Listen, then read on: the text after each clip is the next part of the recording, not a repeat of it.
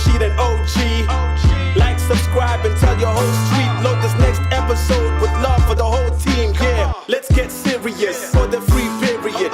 And drop a link in the comments, cause we hearing it. Shout out to OG, shout out to Rash K. Set a new standard, other bars in the ashtray. Greetings, all Massive and crew, everywhere you at, watching this podcast right now. My name is Rashid K, the HNIC, that's head nigga in charge, the beast run god, the original article done. Welcome to the masterclass, episode 130. 130, the best, the most informative hip-hop podcast in South Africa. Run down the road, tell them Rashid said so. You know what I mean? 130, it's been a long journey, man. Like 4 years this year of running the Masterclass podcast. I'm by myself for now. OG is busy with other stuff. He's going to join me on other episodes.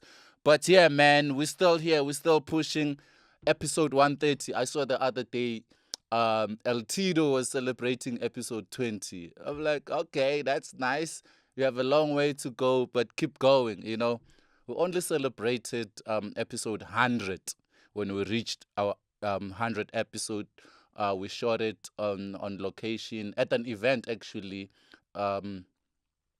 Conscious Sundays with El Nino. That was our 100th episode. But we're still here, 130, and we keep going. I hope you had a beautiful hip-hop week. My hip-hop week was awesome, man, because on Saturday, we had hip-hop, we had soccer games, and I'm the hip-hop coach, as you know, undefeated, undisputed. So we played against the TV production houses. Shaga Ilembe was there, House of Zwide was there, and my brother's keeper was there. My brother's keeper, that was our first game. They scored 2 goals. We went to halftime. The score was 2-0. We came back and scored 3 goals. We won that game 3-2. Even though they cheated, man.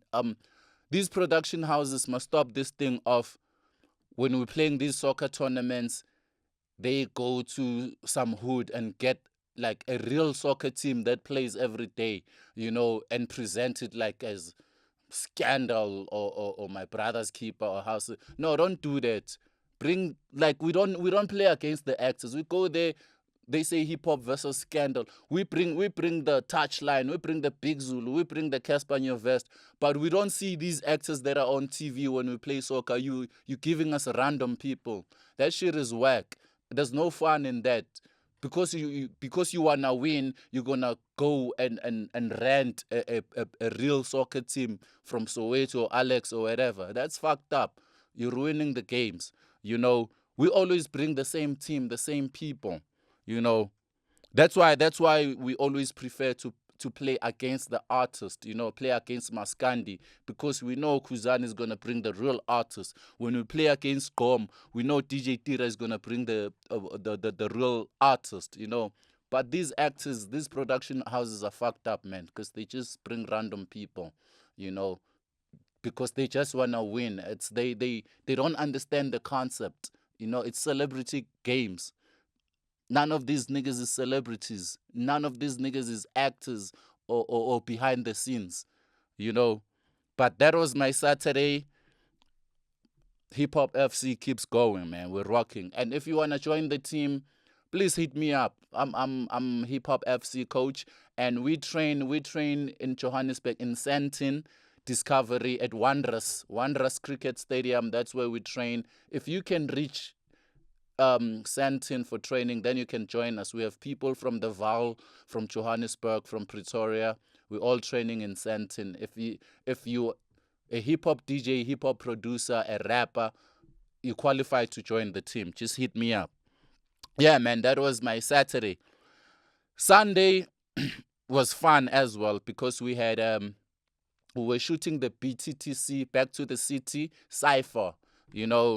We invited a couple of rappers, mainly the new cats, We had rappers like Just Sam from the Val, AV, Rain Candy, and RZSA from Gqeberha. We had Boozy Lee, Muchin from Pitori, we had Sasti from KZN, we had Sia Shezi from Soweto, we had gang of people. We had gang of people, man. Cape Town, everyone was represented on the Back to the City ciphers.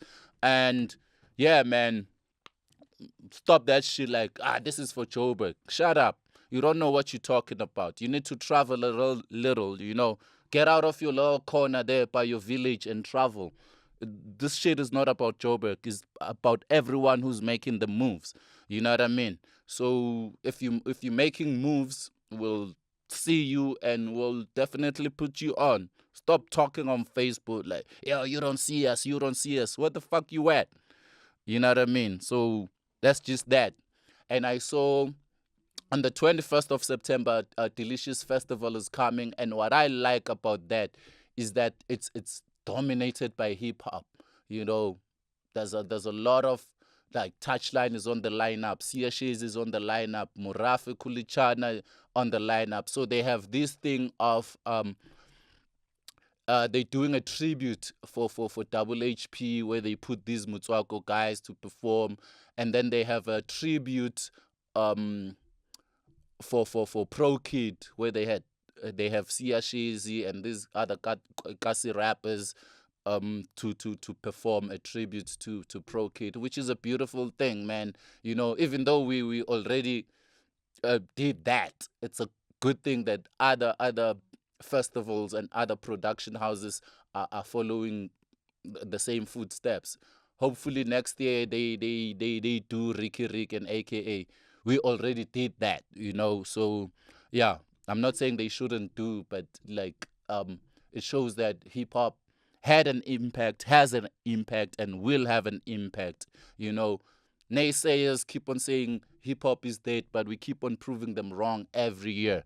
You know, because we out here, all these festivals are dominated by hip hop. You know, stop talking nonsense.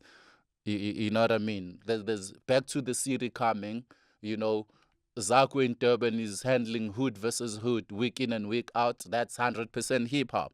You know, I don't know why you be saying hip hop is dead. You know, and yeah, man, that's just about it. And the Back to the City cipher had me thinking about the art of freestyling. You know, and I know it's the element. It's the element that we keep losing slowly. You know, the art of freestyling, because it's not what it used to be. Nobody's freestyling anymore. When you see these ciphers, when you watch Sway, when you hear people rapping on radio, that's not freestyle. Those are scripts. If it's scripted, it's not a freestyle. It's either freestyle or written. Freestyle must come from the top of the dome, unprepared, unwritten. If you write a verse and go rap it, don't call it a freestyle. You know, that's not the definition of a freestyle. Freestyle, the definition of a freestyle is presence and relevance. You know, if I have to kick a freestyle about this orange cup, this reserve, what iPhone on the table, that's something that's present and it's relevant. So the freestyle is about presence and relevance. You know, you can't come and do your lyrical miracle and call it a freestyle. We know it's a script. A script is never a freestyle. You know what I mean? So let's understand. We've had 4 South African rappers going on Sway. You know, they all rapped, but none of them freestyled. You know, they prepared the scripts. They went there with the scripts. You know, don't fuck up the meaning of freestyle. You know, if you rap your lyrics that you wrote on a different beat, that's not a freestyle. It's still a prepared script. If you go on radio on an interview and you kick a verse that you prepared, that's not a freestyle. If you're in a cipher whether it's BET or BTTC or Saha, you kick a script in a cipher, that's not a freestyle. You know, let's not lose the meaning of what a freestyle is. You know, it must come from the top of the dome to the tip of your tongue. You know, stop this shit. Stop this shit. You know, and another thing before I get into the topic that had me worried is the subgenres of SA hip hop. Like, who's doing Mutswako now? Who's on the mainstream? Which Kasi rapper is on the mainstream? You know, I know people are gonna say Zagwe, but Zagwe has been like more than 10 years in the game, so there's nothing since.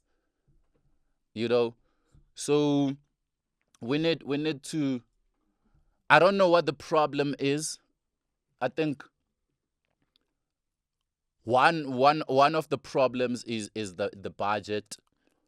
We know that the industry right now needs a serious rollout plan. You need to have a budget to shoot proper videos, to promote, to pay motherfuckers out there for PR and shit, you know. So maybe that's one of the problems because Kasi Rap, Spaza, or Motswako, they're all Kasi Rap, they're all Kasi rappers, kids from the hood who don't have these big budgets, you know. That's why on radio or on TV you always see, if it's not the rich kids, it's artists that are signed, that are backed by labels. You know, it's very difficult to do that shit from your own pocket. You know, it's not about the talent. Hey, hip hop is dead. Hey, it's not about the music. You know, because when you submit songs to these motherfuckers, and you don't have a cold drink, forget it. You know, people keep on going back to the drawing board, keep on recording different songs. It's not about the songs. You know, it's not about the songs. You need to have a budget. Some people will say, fuck it, I'll make it, I won't pay these motherfuckers. Whatever suits you, whatever you feel. But that's just the reality of the industry. That's the reality of South Africa, you know. And it happens everywhere. You can't act righteous when it comes to music, because when the traffic cops stop you and you at fault, you give them $100 or $200. That's the same shit. People go to traffic department, license department, they bribe to skip the line or to get a learner's license. That's the same shit. Don't act like when it comes to music, why am I paying? You're paying everywhere else. People pay to get jobs. You know, it's not unique to music. Don't frown upon it as if you've never done shit like that. You know, we pay. I'm not condoning it. I'm not saying it's a good thing, but we do it all the time. They stop you. You give them, instead of writing a ticket like, here's a cold drink, you give them $100 and you go away. It's the same shit. You know, you pay your way in everywhere in South Africa. Corruption is our culture. I don't mean that. But we know how it goes, man. Unfortunately and sadly, that's how the industry is, you know. People who are in these positions, they don't care about the culture. They don't care about the movement or whatever you believe in. To them, it's just business. You know what I mean? It's just business. Show me the money or fuck off. You know, I don't care how good your shit is. What's in it for me? I'm going to put you on with your good shit and you blow up and you forget about me. So I might as well eat now while you're still here. Give me this, and if you blow up, it's cool. I already got my cut. You know, that's the thinking. You know, I said it on the other episode that in South Africa, or in whatever you do, whether you applying for sponsorship or endorsement or whoever you're talking to, you need to have an answer to what's in it for me. People don't do things for free. If you approach a brand and say, hey, I want this, I'm doing an event, or I have a podcast, I want you to advertise, I need that, you need to have that answer when they ask you, what's in it for me? Once you have that, you've ticked one box. You know, that's how that's how the industry is. You know, everywhere it's like that. Everywhere it's like that.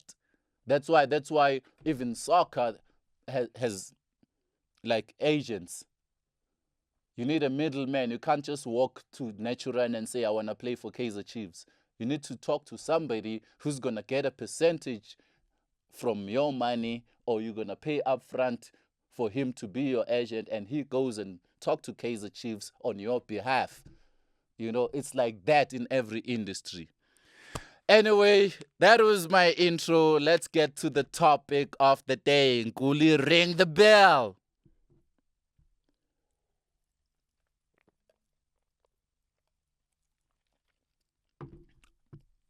All right. The topic for this week is SA hip hop and entitlement. You know, a lot of rappers, producers, DJs are so entitled. I've heard a lot of people, I've seen a lot of people, I've met a lot of people saying, why am I not on the lineup?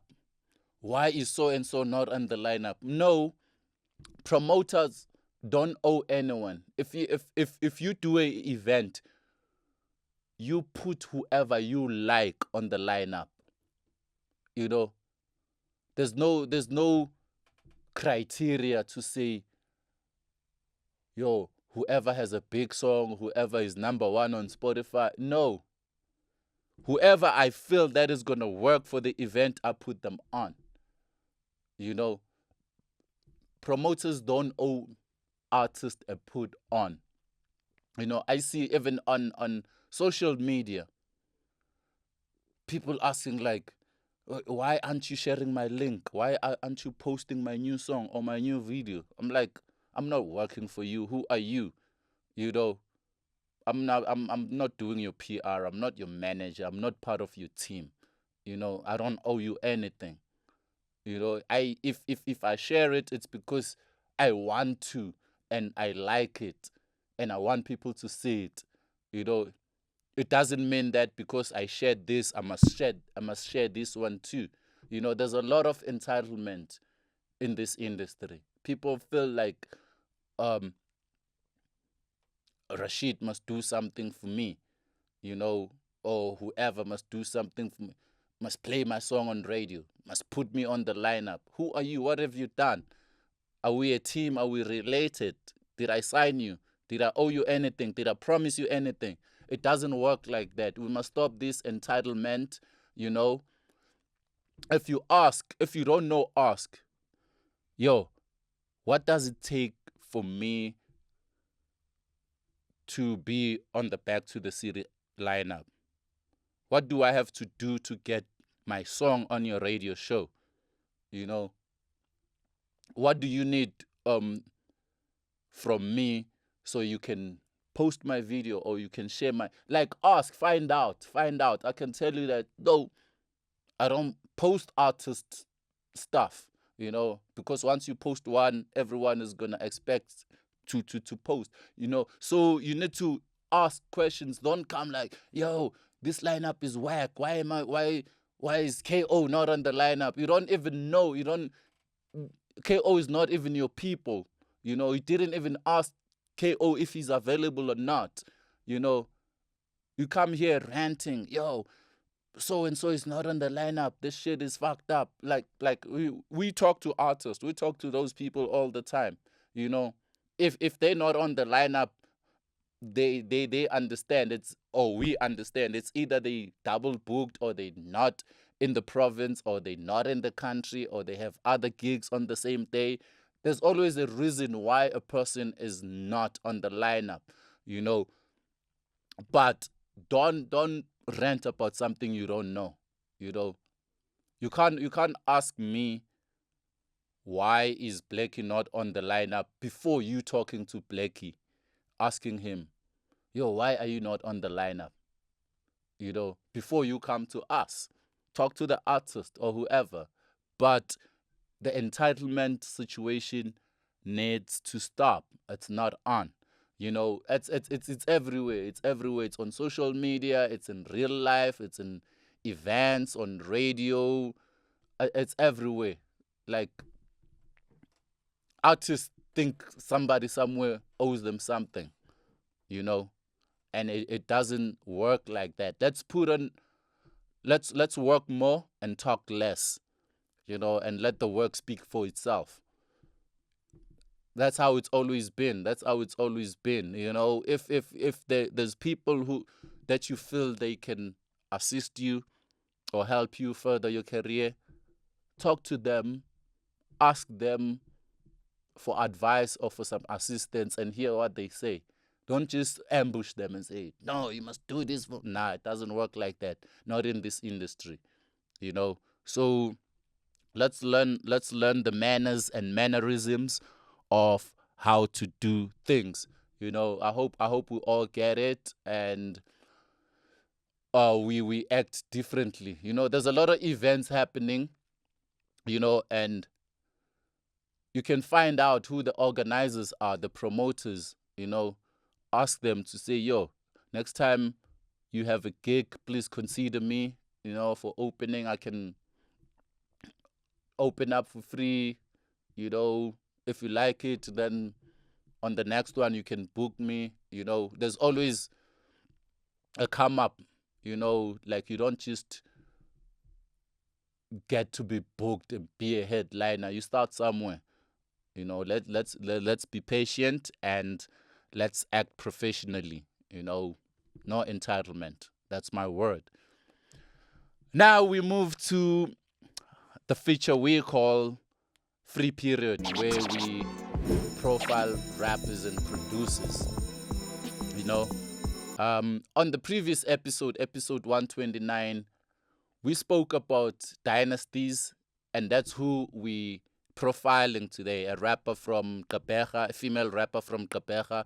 She won Hip Hop Artist of the Year at the Basadi Music Awards 2 weeks ago, or 3 weeks ago, or whatever weeks ago, depending on when you're watching this. Yeah. So we spoke about her in passing, and I didn't know her, and Ochi also didn't know her. And that clip made rounds on social media. People like, no, you only know people from Joburg, blah, blah, blah, blah. You need to start looking elsewhere. Okay, that's fine, you know. But according to Spotify, there's 12,000 rappers in South Africa. You must be stupid if you expect us to know each and every one of them. There's a rapper in every street in South Africa, in every hood. You must be dumb if you expect us to know all of them, you know. And I went back to listen to Dynasties. She's really dope, you know. She's got flows, she's got content, you know, like she's got lyrics, mixing Xhosa and English. So she's really nice. And then I went to check her Spotify. She has like 1,100 listeners. You know, is that everyone in Gqeberha? When you expect the whole South Africa to know her, are you supporting her? Do you know her? Knowing her is one thing, but do you support her? How can she have 1,100 listeners on Spotify? Then I went to her YouTube. She has less than 500 subscribers. Is that all we have in Gqeberha? And those people who are mad, like, no, you must know her. You guys are ignoring Gqeberha. You guys are all about Joburg. No, that's not true. That's not true. You guys must support her first for her to get out there. She can't have 400 subscribers. How many people do we have in Gqeberha alone? People who are into music, people who are into hip-hop. If you organize a hip hop event in Gqeberha, how many people are gonna come? Why are those people not supporting her? You know, so it goes back to the same thing I was talking about, entitlement. You know, let's put on the work and let's support our own people before we expect others to support them. But Dynasty's is pretty dope, and she deserved that award, and she deserved recognition, and she deserved the spotlight. That's why she's the artist of the week. You know what I mean? If it wasn't for that event, I still wouldn't know about her. How do you expect me to know her if you in Gqeberha don't support her? You know, let's do better, people. Let's do better. That's our MC of the week, Dynasty's. Shout out. We see you now. We see you, and we're going to continue checking you out. And we move to the producers. We have a producer from the East Rand, Beast Rand, called Nino Golden. You know, I was introduced to this homie by Mr. Grindsmith. You know, he's really a dope producer. Couple of projects out. Check him out on YouTube. He also raps, but he's a producer. You can check him out on YouTube, Nino Golden. I think he hasn't found his breakthrough, because, you know, in this industry, you need to produce for a Casper or an Aries, blow up, one song blows up, and yeah, that producer is dope. But there's a lot of dope producers who are working with the local artist or up-and-coming artist or underground artist or unknown artist that are really dope, you know. Shout out to them, and we're profiling all of them. So this is episode 130. That means we have profiled 130 rappers. We have profiled 130 producers, because we do that on every episode, you know. So don't lie and say, you guys are all about Joburg. We've touched every corner of South Africa. I know rappers from every city, every province, every hood.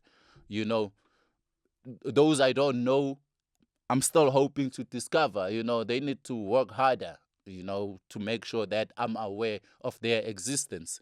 You know, that's our free period for the week. Dynasty's on the rap side, Nino Golden on the production side. Now we move to our last segment of the show, which is the album review. We have one of the dopest female rappers. Yo, we're done with Women's Month, but we still have a lot of females, but we can profile them anyway, anytime. We have Tasha Hendrixx. She's from east of Johannesburg, East Rand. She's really dope, and she's a producer. She's one of the very rare female producers in hip hop. You know, we really struggle every time we're looking for female producers. Yo, we can't even reach 5. There's like about 3 female producers that I know that are doing hip hop. She's one of the dopest, and she's a dope rapper too. She dropped an album called If I'm Being Really Honest, which is a dope project, man. Like, I like it. It's a beautiful. She's a dope writer. She's a dope singer. She's a dope rapper, and she brings all those things out on this album. You know, I love it. The only thing that is a downside to this album is it has the same mood from start to finish. It's here. It doesn't go high, it doesn't go low. From start to finish, maybe it was intentional, but I enjoyed the album. I like the collab that she did with Touchline. It was so natural. It sounded so natural. I love it. Go check it out. Tasha Hendrixx, If I'm Really Being Honest. That's the name of the project. And I'm giving it a a full 8 out of 10. Go check it out. I love it. This is episode 130, the Masterclass Podcast. My name is Rashid K. We out. Peace. The old school, you know me, all about the culture, like Rashid and OG. Like, subscribe, and tell your whole street. Load this next episode with love for the whole team. Yeah, let's get serious for the free period. And drop a link in the comments, cause we hearing it. Shout out to OG, shout out to Rash K. Set a new standard, other bars in the ashtray.